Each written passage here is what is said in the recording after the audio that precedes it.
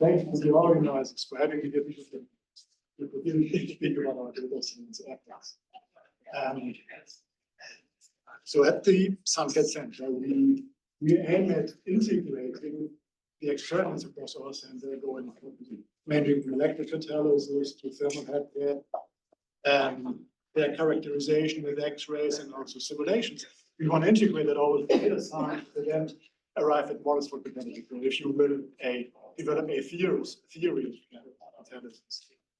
And Johannes, it doesn't sound like the microphone's on. John, I don't know if there's anything.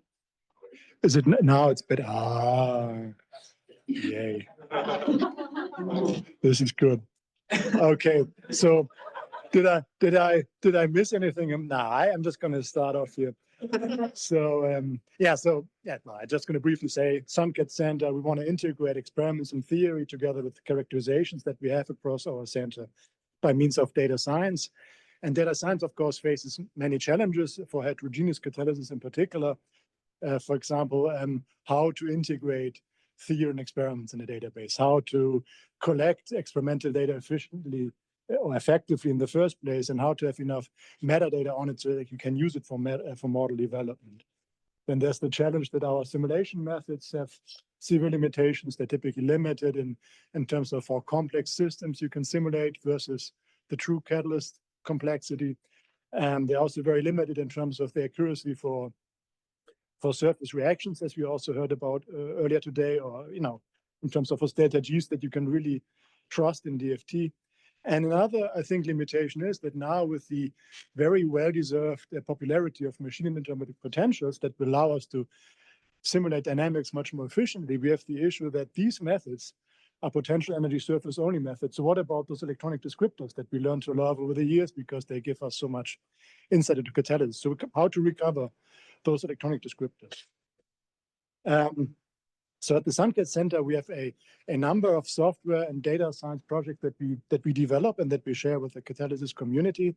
So there's catalysis-hub.org, our database, and Kirsten has just been introducing that, a number of other tools, also some data science-based electronic structure methods. And before I go on and talk about a few research examples where we benefited from integrating experimental and computational data, I'd like to highlight briefly this project here. Which is a type binding library for density functional type binding, currently for all transition metals, but now also being extended to light elements, that allows you, once you have a fixed structure, let it be from lattice KMC or from an interatomic potential, so you have your structure, you want to know what is the band structure of this thing, what are the electronic descriptors you can derive, and type binding, density functional type binding, gives the electronic structures at a tiny fractional cost compared to DFT. Like parametrizing it to do forces is hard, but just to get electronic structure out, it's super fast, super easy, fractional cost of DFT. So I think at least for this last thing, I'm hopeful, like the last challenge, how do we get electronic structures back once we rely on machine learning methods for PES?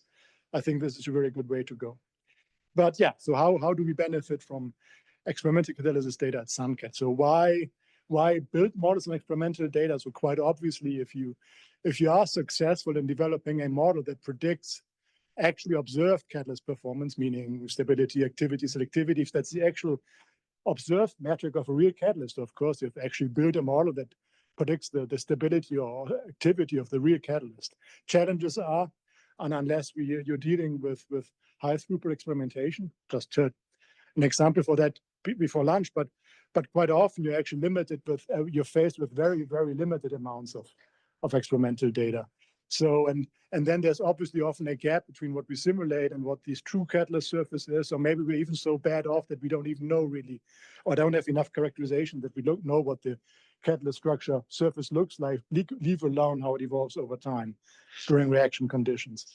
And one particular approach we used here, and also has been mentioned before this technique, that we used it to at least deal with the limited data problem of static programming, which allowed us to find interpretable models with relatively limited amounts of data.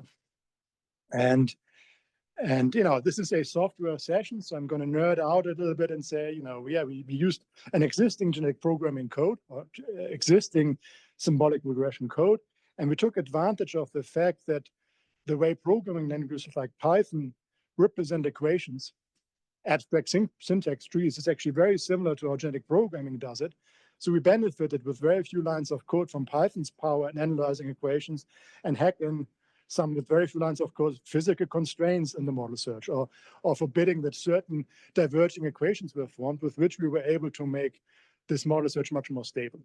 And so if you want to check it out, go to that GitHub page. But yeah, we used it on a experimental catalysis problem. So we took a particular set of data that comes from SUNCAT, a little over 50 experiments on non-precious transition metal antimony oxides, which are promising replacements for platinum as OR catalysts. So these experiments were all done at the same pH, but they differed in particular in terms of their transition metal composition. They differed in terms of the catalyst loading. They differed in terms of how much conductive support these oxide nanoparticles were on. And then instead of even attempting to figure out what the termination of such oxides would look like, or the electrochemical interface or support interactions, we simply have done DFT bulk calculations on those oxides to use a few additional electronic and structural descriptors that we threw into the model search.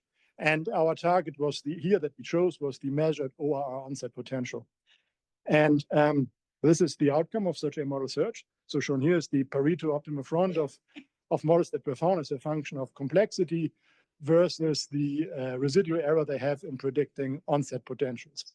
And something that became obvious quite early on in the first generations of genetic programs that we evolved, that what overall governs the onset potential of this very similar class of oxides was the loading of the catalyst and the amount of conductive support. So these oxides are all semiconductors, so no wonder maybe that you need good conductive support to get electrons to do the reaction. So yeah, those all are parameters that turned out to matter a lot. But then when you more fine-tune the models, then also maybe descriptors that we're more used to, D-band centers and other band-projected moments, electronegativities, bond length between transition with oxygen, they came into matter too. And I appreciate comments that were made first. Maybe there are many similar models that have similar performance, but our purpose is really here now, our aim really is here now to analyze these equations and appreciate that now with a few identified descriptors, we can actually directly read off how they should influence the onset potential. So and with that, we could suggest to our experimental collaborators that they should probably introduce scandium to their system. So scandium was not part of any previous simulations that we did or part of the experiments. We said, maybe you should put scandium into nickel antimony oxide, and sure enough, it did increase the onset potential. The more scandium, the better. Well, small success story, but of course, a prototype system, only 15 experiments isn't much, but we're still very looking forward to extending such studies and extending this to other reactions. In the interest of time, it's a little late, and since I want to give time for questions, I'm going to abbreviate the description of this project, but also here, we use genetic programming to discover models for chemistry. So here, we discovered a model that allows us to predict transition metal oxide chemistry without adjustable parameters. So we built a machine learning model that allows one to align the Hamiltonians that one uses to describe oxides, so with Hubbard corrections, and here with Hubbard corrections computed from first principles, so no fudge parameters, all from first principles. And then you need to align that with the metallic GGA only Hamiltonians. And this alignment, is something that often, for other data sets is fitted to experiments. And here we instead learned a machine learning model that based on the local electronic structure on that correlated site figures out how to align these Hamiltonians and to enable to actually compute transition metal oxide chemistry reaction energies. Tested that, works well. Tested that also on some oxides, ruthenium oxides that weren't part of the training at all. There are only very few insulating or not insulating ruthenium oxides. Was a good test case, worked. I was going to skip through this in the interest of time. But what I want to get to now is that even if you have, if your catalyst doesn't contain strongly localized states and oxides. So even if DFT in principle should be good to describing a catalyst, there's still very fundamental limitations in how you can describe surface reactions with DFT. So what we've shown here, or what we looked at here, is the residual error of the error that different DFT approaches make in describing binding energies to transition metal surfaces in comparison to benchmark experiments. And you can see that none of these approaches is doing really great. So, this axis is the error in physisorption, this axis is the error in chemisorption. You really would want to be down here. but all approaches have significant errors. And maybe particularly disappointing is that if you go to more advanced methods like HSE or SCAN, then actually things get worse. So we figured out that due to kind of an insufficient describing of metallic screening with these functionals, you get spurious D-band shifts, and with the D-band model, you shift bonding, anti-bonding states, and unfortunately, you get worse description of surface binding with SCAN than you do with BBE. To make matters worse, since all these approaches are overbinding, if you now want to supplement this with van der Waals interactions, which are always attractive, you only make things worse. So stuff will overbind even more. And then if you're not worried about, about these errors in binding energies, if you take these more advanced approaches, which I've said have some problems with describing metallic screening, if you take HSU6, if you take SCAN and different flavors of that, you will find, for example, that cobalt doesn't want to be close packed anymore. So these functions have problems with describing magnetic moments. And so cobalt all of a sudden behaves like iron. Strong magnetic moments have to be apart. Becomes open packed. And I would believe there should be a problem if one uses such more advanced methods to study restructuring of a cobalt catalyst. Probably not good. So here again, we went back to experimental data. And what we did is we now wanted to find exchange correlation models that are trained on an integration of experimental data. So currently, the best data we have for binding energies to surfaces, to transition metal surfaces, is experiments. So we combine experiments on benchmarks for transition metal surface binding energies, energies for cohesive energy of solids, lattice constants, all things for experiments actually currently the benchmark, together with quantum chemistry on gas phase, where quantum chemistry really can be converged to be exact. So we took these kind of mixed data, experiment for heterogeneous catalysis, quantum chemistry for gas phase, and we learned an exchange correlation model, which then is supposed to kind of interpolate between these different regimes. And to some extent that works. So here's now our approach, which we call meta GGA, that's both constrained and machine learned, that's where the name comes from. And yeah, sure enough, it performs somewhat better than all previous approaches, but it's still very, very far from chemical accurate or far from a delta G that, as Rendermeyer said, what would need kind of to really discriminate competing reaction paths from each other. So still not good enough. For what it's worth, having optimized all this, we're still as good as SCAN for bulk properties, so still the same perfect lattice constants that SCAN gives. So we're mission accomplished in some sense. They have a multi-purpose functional that both works for the bulk of the catalyst and as good maybe as DFT can do for surface binding, but this is not good enough for catalysis. So, even if we had the perfect method that gives perfect binding energies, there's still the problem of the vast space of reaction paths.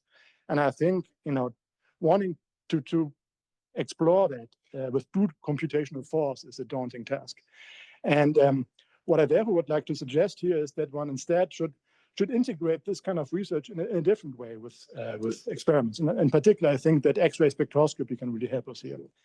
So a nice thing about DFT is, with all its problems and never maybe being much better than the 0.2 EV error per atom for all these chemistries, is that it actually does a very good job in helping us understanding X-ray spectra.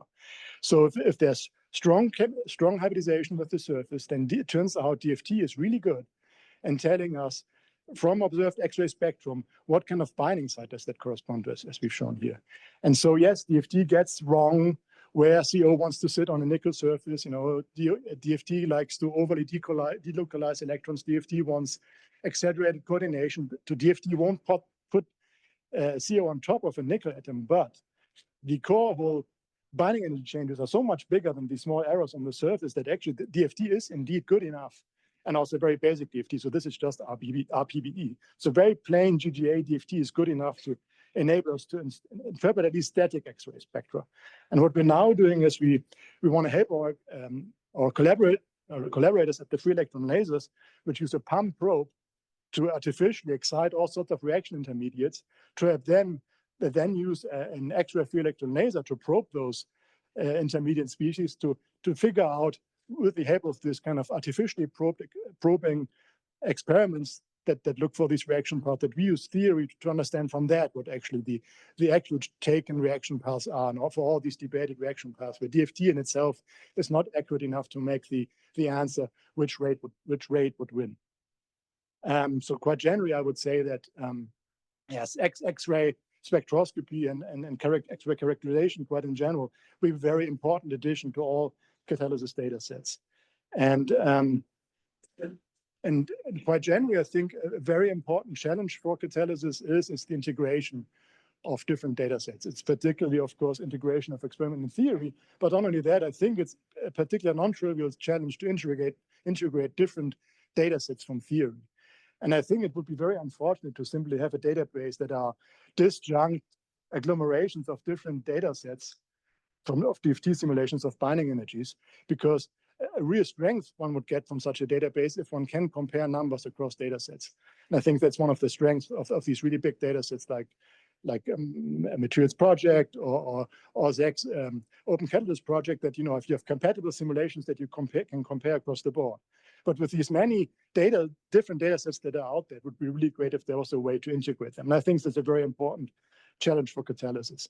Another challenge, which also was mentioned by Boris this morning, is that, yes, it's a challenge. We can't model barriers accurately enough.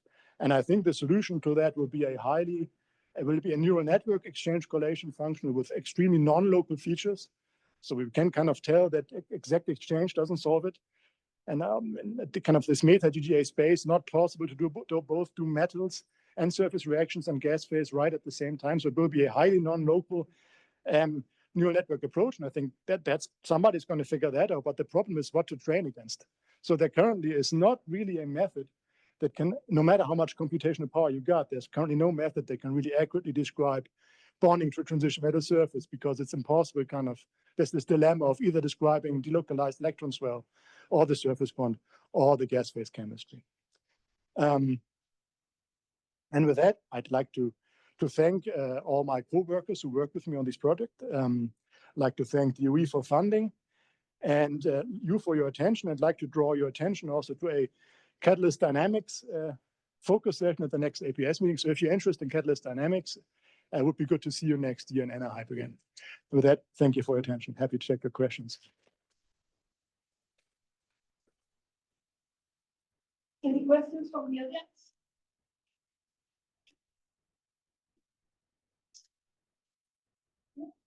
Thanks, Johannes. I'm wondering if you could comment, do you have any experience with RPA and what your thoughts are on that? Yes. I don't have it on here, and I probably also don't. I show you a slide later, so I removed something to stay in time.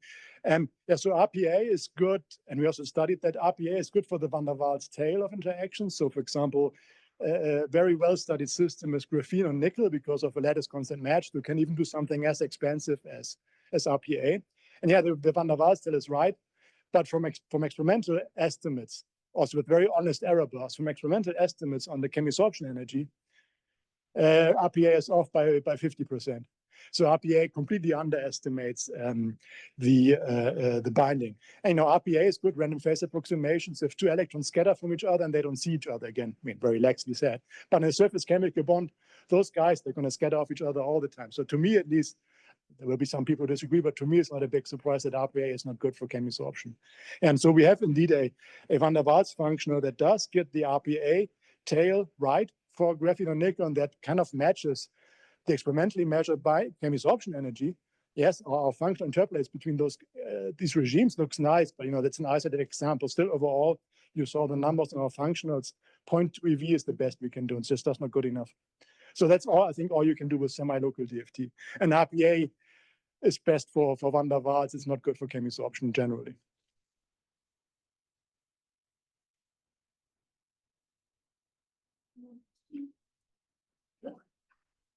So I really like being able to do tight binding in a rigorous way. And I'm curious as to whether you think there's any opportunity for kind of talking about the hierarchy of DFT in a more systematic way. Like, I think we spend a lot of our time kind of debating the details of electronic structure, whether the functional is the right functional, what it gets wrong. And it seems like machine learning might have the potential to kind of do the delta between the wrongs of the latter. I'm curious about your take on that. Oh, sure. I think that's a very good idea. I think then again, but for the most complicated problem in describing the binding to the surface, we don't even have a benchmark really. So luckily we have Charlie Campbell, who's done temperature programmed desorption. That's really good benchmark energies, but But from theory, there's nothing. DFT is currently the best method to study metals. There's nothing better than plain DFT. I mean, maybe provocative statement, but I think no, really, there's nothing that gets delocalized better than DFT.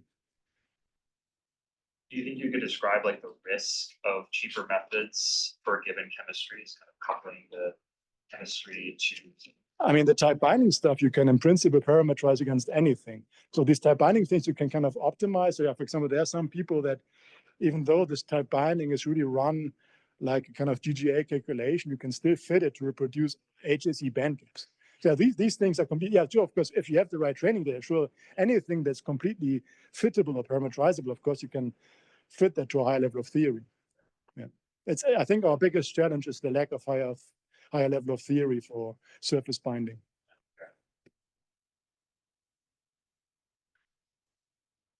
I have a question myself. When you say that you can align the calculations from the metals and the oxides, what is that you are doing in order to align these? Okay, yeah, so in the materials, but then we are going back to that slide anyway. What?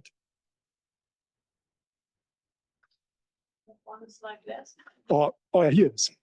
So this one I jump through. So what Materials Project does is an average U value for each transition metal species, and then metals, because of the delocalized electrons, are treated at plain PBE level, and then you fit an offset to experiments. So Materials Project, ingenious way of doing it, also very successful. They fit one offset between experiments and theory. And John Kitchen has done some beautiful work integrating over volume changes, like kind of another way of kind of aligning these, going from one U value to another, but kind of it's all has its problems. Once you go all to the extreme case of U equals 0, it doesn't work anymore. And so what we did instead is we instead of having, instead of fitting against one average U value for every metal, we appreciate that, Materials Project, those are our ideal oxides, bulk, no defects. What if you have a defect in the system? What if a surface, maybe a surface transition metal ion feels differently than one in the bulk? So what we therefore wanted to enable was that one can actually, instead of having to have average fitted U values, that those U values are determined from first principles, but then we cannot just have one constant experimental fit offset. So we used again similar experimental data as a training target, and we now learned based on local electronic features around that Hubbard-corrected atom, how strong of a correction it needs, so that overall the binding energy is right. So somewhat similar in the sense how Andy cannot fit charges directly. We just fitted based on many oxides either formation, we just fitted that the contribution from every atom, the correction on every atom adds up to the correct thing. Thank you.